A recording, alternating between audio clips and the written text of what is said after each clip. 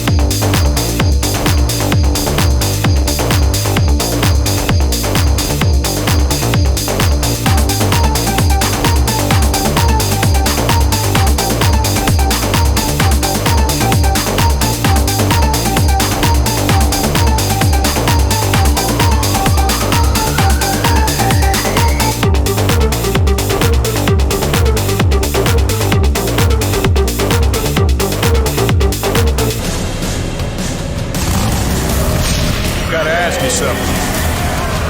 What does it matter if everyone else is dead?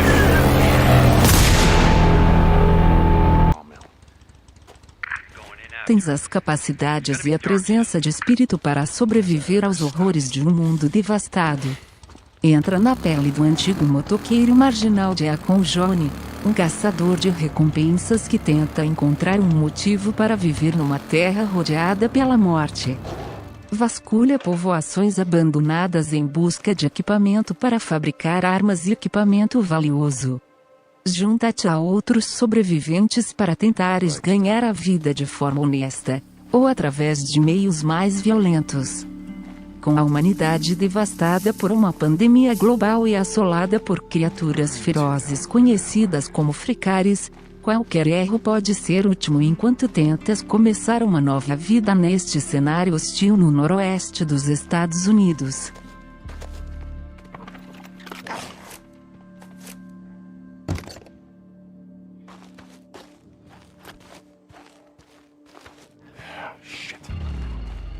Go on. Get out of here. Get out.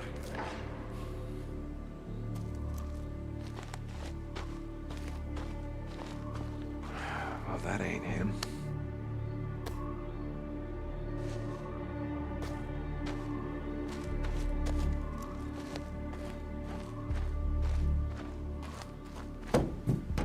Alright, let's see. Yep. I could use that.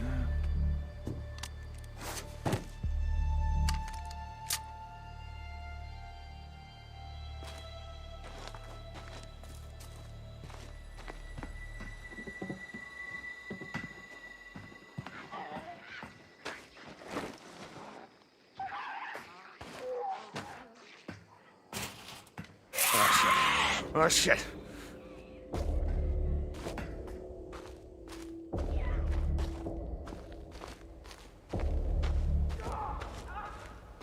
Two Dog.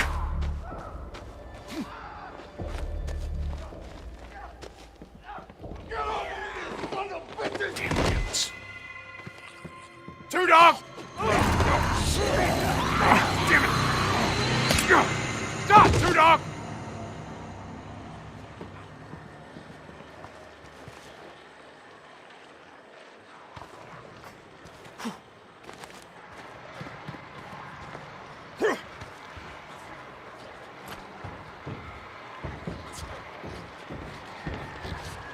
Look around, brother!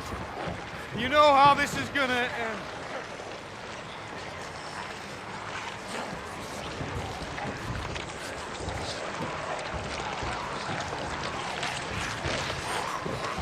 Where you at?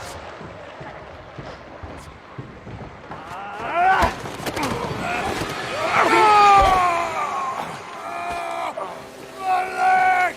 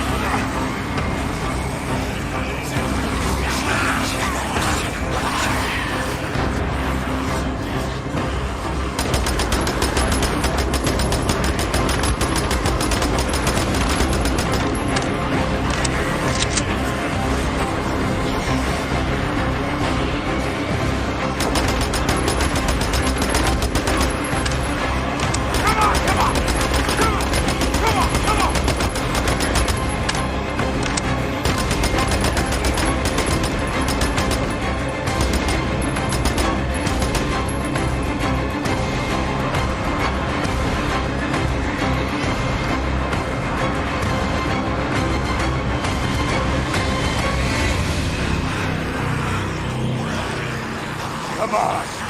Come on!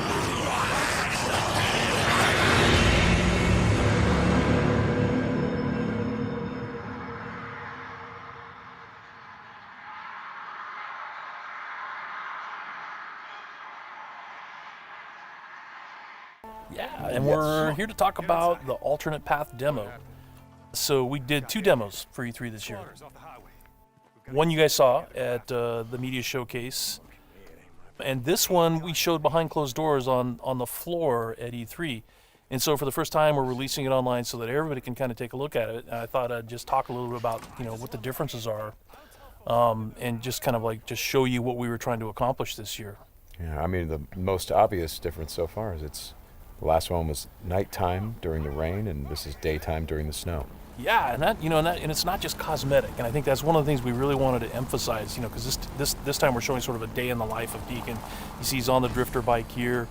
We wanted to show a little more of the bike riding and how the weather can kind of impact that. So we have this drifting mechanic, right? You see him kind of slipping and sliding around a little bit. Changes the handling of the bike. That's really interesting. Now, there were wolves there last time, John, and these wolves would pursue you down this road, and then Deacon had to turn his back, shoot a wolf, and he got clotheslined right up there, didn't he? Yeah, exactly. So this time you see that he wasn't being chased by the wolves. That's a dynamic event that can that can happen or not. It just depends on when you're playing the game. Interesting. And this time Deacon saw the ambush and he was able to avoid it. So he kind of comes up and around and behind them. So does weather impacts whether these creatures show up or not in daytime, nighttime, all that stuff? Yeah, absolutely. So especially the freakers, they come out, they're mostly nocturnal, but they will come out as the weather gets colder. They become stronger in the cold.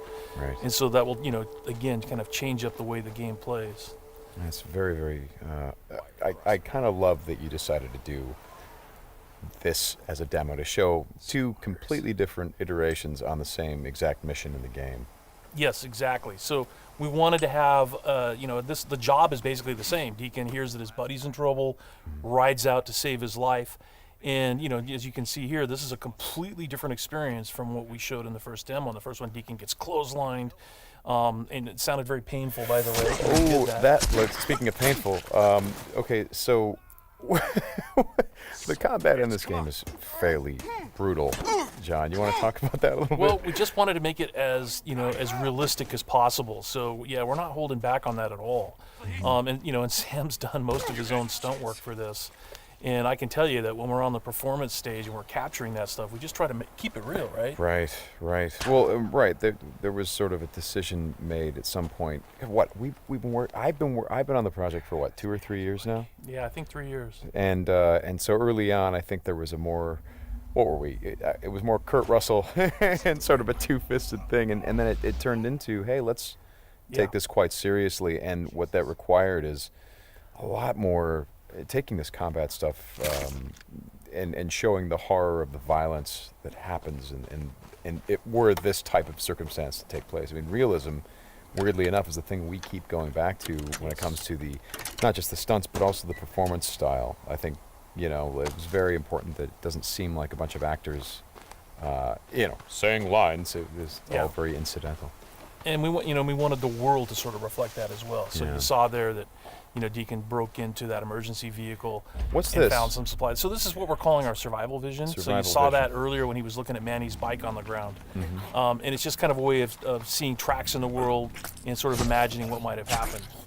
And here I just wanted to point out that you're seeing in this part of the demo that there are freakers there. There weren't there before because it wasn't snowing. It was, and it was getting lighter out. It wasn't getting darker like it is. And so, it changes up the way you can play through the level. And what is this? We call this the meat wall. The meat wall. Yeah, and it's not just there, to make the guys who put them up to seem evil. They're there for a purpose because, again, freakers are living creatures. They eat. That's their primary thing. They want to eat. And so you hang these dead freakers up, and any freaker, rather than coming into their camp like you see here, they would actually stop and snack. Yeah, exactly. Yeah. And then the same thing with this freaker that they've hung upside down. There's a bear trap underneath it, and they use that because a freaker will come, be attracted to the meat, and then hit that trap.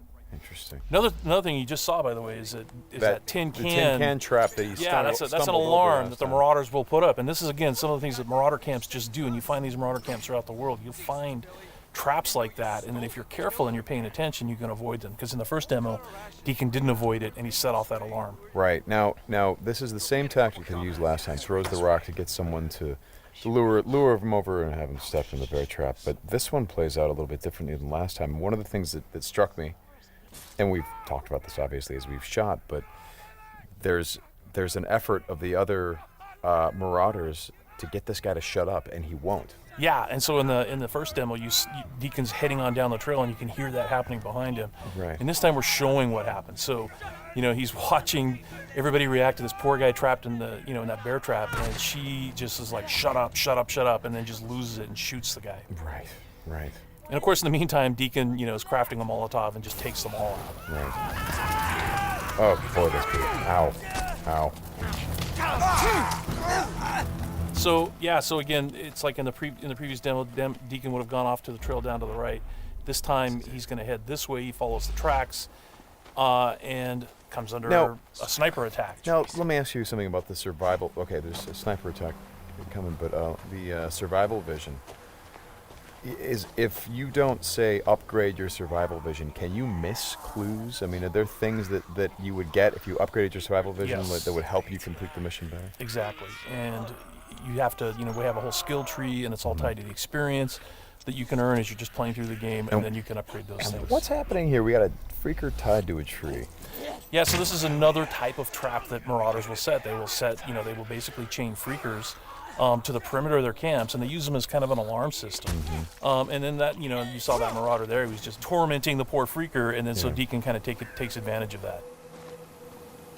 Well, and you think for a moment that Deacon is the guy, he's sort of helping the freaker by, getting the guy that taunted him. Is like, no, and then he's going to take the freaker out right afterward. Exactly. And this is a bit of silent sniping using the crossbow. Yeah, so this whole sequence at the end plays out very differently. In the first demo, you saw Deacon use a swarm. He weaponized a swarm, lured them into the camp, and then they kind of did the work for him. There's no swarm in this run-through. Right. So the player really has to go in and use what we're calling our strategic sandbox combat, and that's just, stealth mechanics and setting and using traps, whole arsenal of weapons. You see there's a variety of weapons that Deacon's going to use through this, including the crossbow. He crafts his own bolts. And he's got to figure out how to get up to Manny, just using his combat skills instead of doing it strategically. So straighten me out. Those bonfires, were those there in the previous demo? No, they weren't. Right. So that's another big difference. Is that if you come here during the day, it's like in the media showcase demo, there was like kind of a fight club thing going on. Right. They were punching each other, and everybody was just sort of getting into it. Nobody's really paying attention to what's going on. Yeah. And now it's getting dark and it's cold out. So they've built these bonfires. So. And again, it's not just a cosmetic change in the way the... Well, it's cold, right? Yeah, it's because it's cold. They have to build some... So it changes the way the Marauders behave in the level. Mm-hmm. Well, that's very... Again, this is part of the reason why I love that you did this as a demo, because the behavior of all of these things, not just the freakers, but the Marauders, everything, there's a logic to it. You can track why they're doing the things that they're doing. And you can use it to your advantage in the gameplay. That's kind of what I like about this so much. And that's really what we wanted to showcase this year, is that it's an open world game, and everything you see around here. And again, we're only playing this two different ways. You saw that waterfall way up there off in the distance. There's a bridge that goes in front of that. If you had a sniper rifle and enough ammunition, you could have driven your bike all the way up there. There's trails that go all the way up there, and you could have used your sniper rifle to take out this entire camp, because it would have taken them a while to figure out where the shots were coming from and to get to you. So, that's a different way to play it. There's another way to play it, by the way, where you could have just stealthed in through the entire camp if you had the skills to do it. And you could have just taken everybody out silently, or almost everybody, and then you could have gotten up to where Manny's being held using a different route, and just stealth killed that guy. There's no reason that you have to come in and run and gun it like Deacon is doing here. Hey, how scarce is ammunition? Because I see him switching from a bunch of weapons, and when we saw this demo, when I came in and saw it at A3, one of the things that I really enjoyed was I was sitting next to you, and the driver was playing the game, and at some point I saw you shift in your chair and you leaned forward, and I heard you say, "Oh man, uh-oh."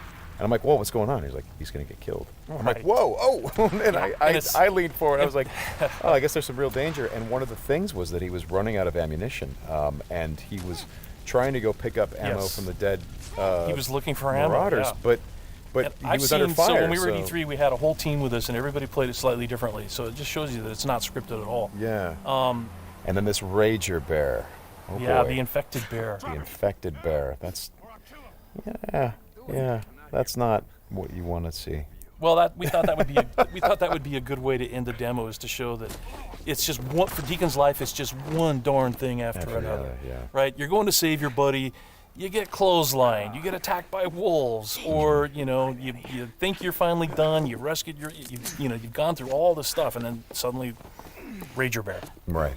Well, as you've said to me, it's not just about exploring an open world, as it is the open world coming after you, the open world seeking you out, trying to... Yeah, exactly. That's our tagline. In Days Gone, you don't have to go seeking out trouble. The world comes for you. Trouble's looking for you. All right, Sam, thanks a lot. Thanks, John. It's been fun. And I hope you guys enjoy the demo, and we'll talk more about it soon.